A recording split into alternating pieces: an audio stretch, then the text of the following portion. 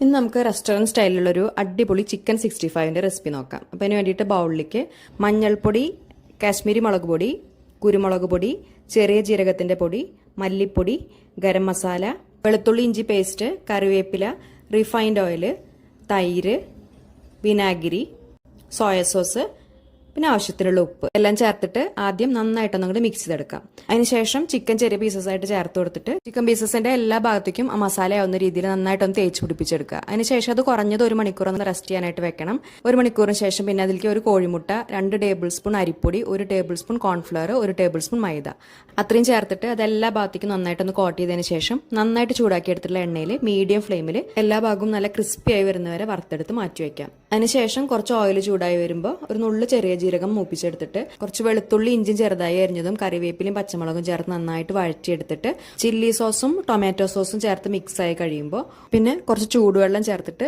നന്നായിട്ടൊന്ന് തിളപ്പിച്ചെടുക്കണം. നല്ലോണം തിളച്ച് കഴിഞ്ഞാൽ പിന്നെ വറുത്ത് വെച്ചിട്ടുള്ള ചിക്കനും കുറച്ച് കുരുമുളക് കൂടിയും ചേർത്തിട്ട് ഹൈ ഫ്ലെയിമിൽ വെച്ചിട്ട് നന്നായിട്ടൊന്ന് അങ്ങോട്ട് മിക്സ് എടുക്കാം.